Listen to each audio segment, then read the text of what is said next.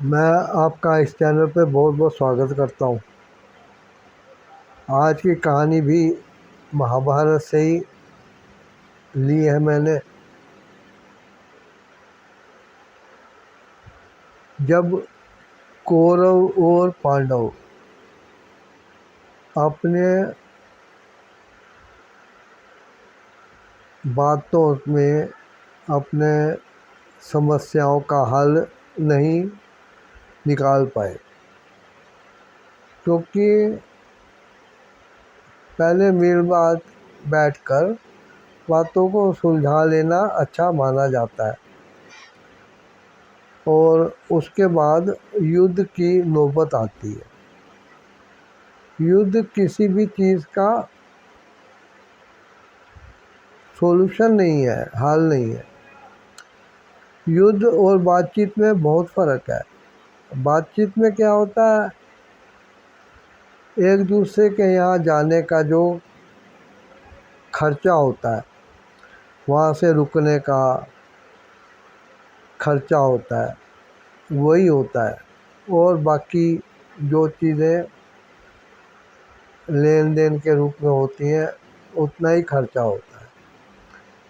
लेकिन जब युद्ध होता है तो देश की आर्थिक प्रकृति रुक जाती है। वो पैसा जो किसी चीज़ को बनाने में लगना था, योजनाओं में जाना था, अब जैसे कोरोना आया तो एक युद्ध की स्थिति आई, तो हमारे जो लोक कल्याणकारी सरकार है,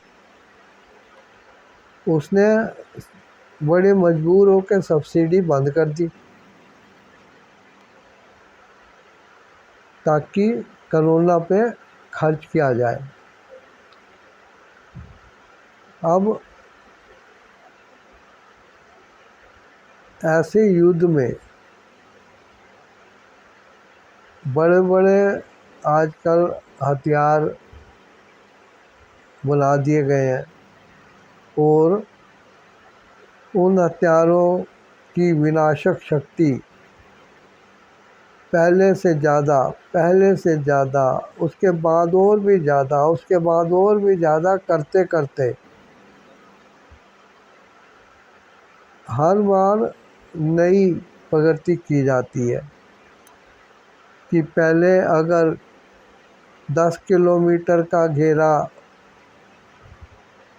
बर्बाद किया जाता था तो अब 15 किलोमीटर का, 15 के बाद 20 का, 20 के बाद 30 का, 30 के बाद 80 का, ऐसे हथियार पैदा हो गए। तो जब युद्ध होता है तो वो हथियार जो चलाए जाते हैं, मिसाइलें, बम वाला, तो जहाँ जाके गिरते हैं वहाँ के इंसानों से लेके चींटी तक सब मृत्यु के मुंह में चले जाते हैं। सारी बिल्डिंगें टूट जाती हैं, बर्बाद हो जाती हैं, ढह जाती हैं। पानी के स्रोत, वनस्पति, जो कुछ है सब खत्म हो जाता है। तो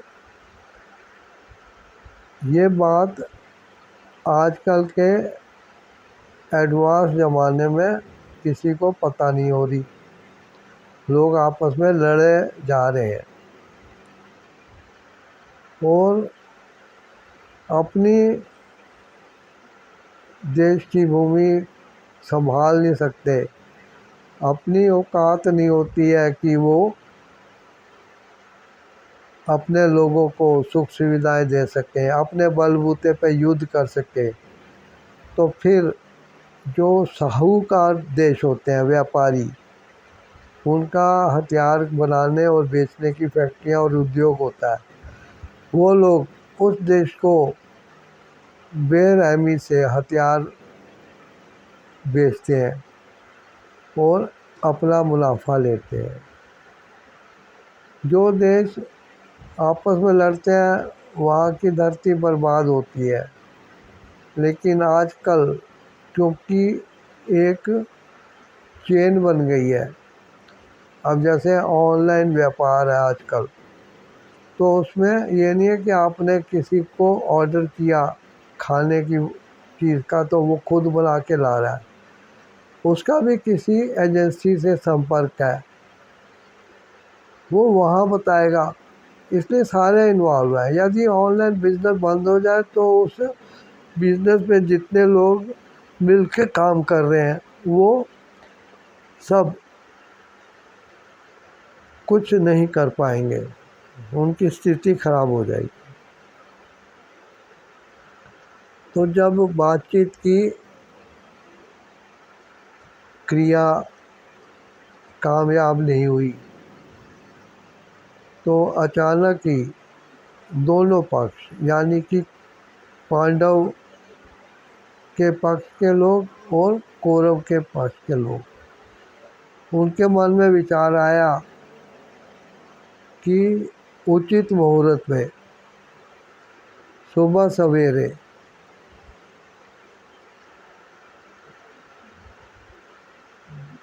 कृष्ण भगवान के महल में जाया जाए और उनसे सहायता मांगी जाए, क्योंकि युद्ध में जितना भी सामान हो, हथियार हो, सैनिक हो, उतने भी कम पड़ जाते हैं। तो उचित मुहूर्त पे जो अगला अच्छा मुहूर्त था, पांडवों के लिए भी पंडितों ने वही निकाला और दुर्योधन पक्ष के लोगों ने भी वही निकाला। तो महल के द्वार पे जब रथ से दुर्योधन उतरा और यहाँ से अर्जुन अपने पक्ष से दूत के रूप में उतरा, तो दोनों की नज़रें मिली और दोनों ने हाथ नहीं मिलाए, हे दृष्टि से एक दूसरे को देखा और एक दूसरे की तरफ हूँ करके निकल गए। दुर्योधन ने दरबारपाल को कहा, पहले मेरे को अंदर जाना है। द्वारपाल ने कहा कि अर्जुन और पांडव के लिए कृष्ण भगवान की दृष्टि बहुत कृपा भरी है, तो पहले इसी को जाने दूंगा। दुर्योधन ने कहा, नहीं, ये 5 हैं, हम 100 हैं, मेजॉरिटी में कौन है? उसने कहा कि आप लोग, तो फिर हम जाएंगे। तो मेजॉरिटी और माइनॉरिटी की बात उधर भी हुई, जैसे आजकल होती है। लोग माइनॉरिटी के नाम पे दंगे फसाद भी कर लेते हैं और दीनहीन विक्टिम भी बन के अदालत में खड़े हो जाते हैं। ऐसे ही एक प्रभाव था द्वारपाल के रूप में।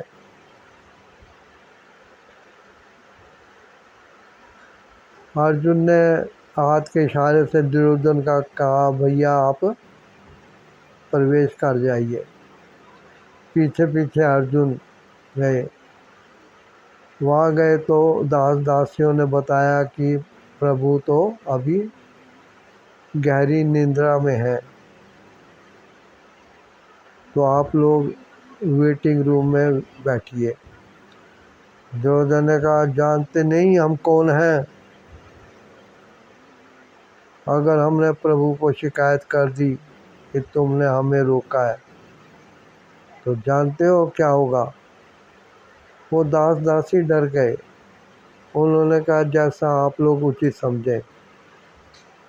अपनी धमकी पे सफल होते हुए दुर्योधन ने हे दृष्टि से अर्जुन को देखा और करके अंदर गया। अर्जुन भी पीछे पीछे 2 कदम पीछे थे, तो गए तो देखा कृष्ण भगवान पीठ के बल आंखें बंद करके सोए हुए हैं, निद्रा में मगन है और उनका मुकुट एक तरफ पड़ा हुआ है। अब फिर दुर्योधन ने हे दृष्टि से उसको देखा, क्योंकि अर्जुन एक सीट की तरफ बढ़ रहा था। उसने कहा सावधान,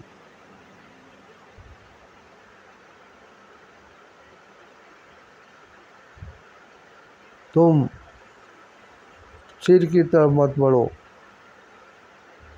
तुम प्रभु के चरणों में जो ये आसन पड़ा है तुम इस पे बैठो, यही तुम्हारी जगह है, मैं उनके सिरहाने बैठूंगा। और देखो सिरहाने कितना बड़ा अच्छा कालीन भी लगा हुआ बिछा फर्श है और विशाल सिंहासन है, और मैं दुर्योधन हूँ, श्रेष्ठ कौरव, तो ये आसन मेरे लिए उचित है। अर्जुन ने साधारण से सिंहासन पे, जो कि कृष्ण भगवान के चरणों की तरफ था, वहाँ बैठ गया। दुर्योधन उनके सिरहाने बैठ गया। दुर्योधन अपने महल की तुलना कृष्ण भगवान के महल से कर रहा था और मन ही मन सोच रहा था कि ये सारी धन दौलत हथियार खरीदने के काम आ सकती है, जब यहाँ की वस्तुएं सजावट इतनी महंगी है तो तिजोरी में कितना धन होगा, सब मांग लूँगा। अर्जुन भगवान की चरणों की तरफ देख रहा था और उन चरणों में उसे एक ओरा दिखाई दे रहा था, प्रकाश सा उठता हुआ। वो चरणों में ध्यान लगा के बैठा रहा। बैठे बैठे काफ़ी वक्त बीत गया। दुर्योधन को इतना इंतज़ार करने का कभी मौका नहीं मिला था। वो बोर हो गया था और मन ही मन कूद रहा था। कई बार अपशब्द उसके मुंह से भी निकल जाते थे, लेकिन अर्जुन बड़े ध्यानपूर्वक कृष्ण भगवान के चरणों के तरफ देखता हुआ प्रतीक्षा में था। उसको पता था कि प्रभु का स्थान बहुत श्रेष्ठ है, तो उसको अपनी सीमाओं का भी पता था कि जब वो एक रिक्वेस्ट लेकर आवेदक बन के आया है तो उसको पेशेंस रखना पड़ेगा। जैसे अर्जुन ने पेशेंस रखी थी, उसी से फिर मेडिकल साइंस ने रोगियों को पेशेंट का नाम दिया। तो आप क्या सोचते हैं कि जो पेशेंस अर्जुन ने रखा था, क्या उससे वो पेशेंट था? अपने विचार कमेंट द्वारा ज़रूर बताइएगा। अचानक कृष्ण भगवान की आंखें खुली और उन्होंने कहा, अरे अर्जुन, आप कब आए भाई, मुझको उठा देते। तभी गुर्रा के दुर्योधन बोला, हे ग्वाले, इधर देख, तेरे सिर की तरफ कौन बैठा है? अकेला वो ही नहीं, मैं भी आया हुआ हूँ। कृष्ण भगवान ने कहा, अरे दुर्योधन, आओ आओ, माफ करना, मेरी दृष्टि तुम पे नहीं पड़ी। तो दुर्योधन कहने लगा, आप हमेशा अन्याय की तरफ पक्षपात करते हैं। आप मेरी बात सुनिए, मैं आपके पास कुछ मांगने आया हूँ। कृष्ण भगवान ने कहा, देखिए, मुझे लगता है अर्जुन भी कुछ मांगने आया। क्यों अर्जुन? अर्जुन ने हाथ जोड़ के माथे से लगाए और हामी भरी।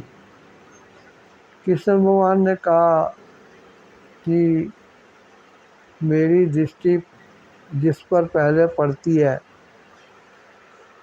उसी को मैं अपना पक्ष प्रथम देता हूँ।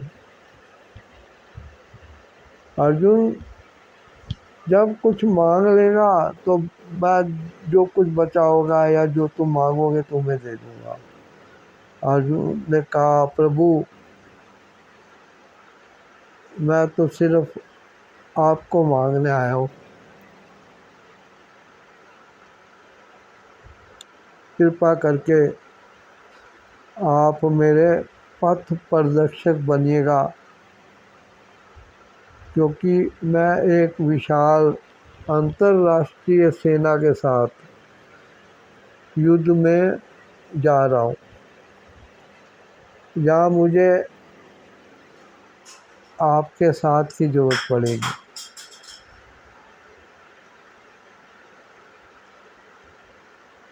इतना सुनते ही दुर्योधन ने जोर से ठाका मारा और वो राक्षसी हंसी जो कि कहती है सर तन से जुदा, वैसी हंसी थी, विकराल और विनाशकारी। अर्जुन और कृष्ण भगवान ने टकटकी लगा के दुर्योधन को देखा। कहता है, हे कृष्ण, देखो, इसको प्रथम मौका तुमने दिया, लेकिन इस मूर्ख ने तुमसे कुछ हथियार, सैनिक, रथ, हाथी मांगे नहीं, धन दौलत नहीं मांगी, तुम्हें मांग रहा है। जाओ, 5 पांडव है, छठे तुम सहायक बन जाओ। इस पर कृष्ण भगवान ने कहा, तो दुर्योधन, तुम भी अपने मुख से बता दो कि तुम क्या चाहते हो। उसने कहा, आपके पास जितनी धन दौलत है, जितने सैनिक हैं, जितने लोग हैं, जितने आपके पक्षपात के लोग हैं, यानी कि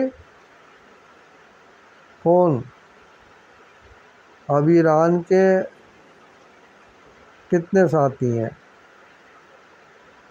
लेबनान के हिजबुल्ला हो गए, हूती हो गए, हमास के हो गए, ये चीज़ें आजकल जो शोभायमान है उनकी तुलना करिए तो ये उस टाइम भी थे, लेकिन कृष्ण भगवान की नेचर दूसरी थी। तो जो उनके साथी थे वो भी दूसरी प्रकृति के थे। तो कृष्ण भगवान ने कहा, ठीक है,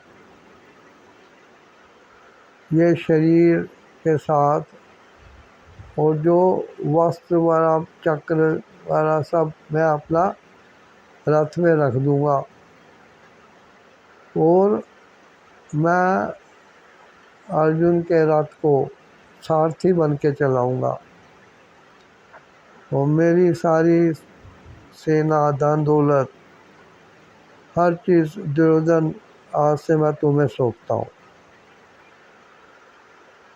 लेकिन युद्ध में जीता कौन था?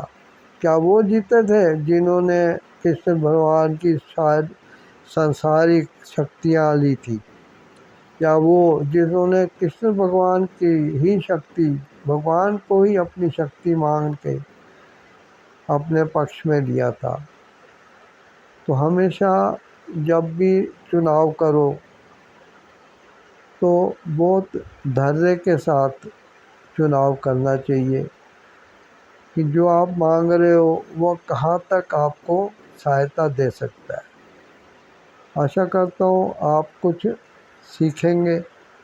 आप इस चैनल को सब्सक्राइब करिए, वीडियो को लाइक, शेयर और कमेंट करिए। मिलते हैं किसी अगली कहानी में।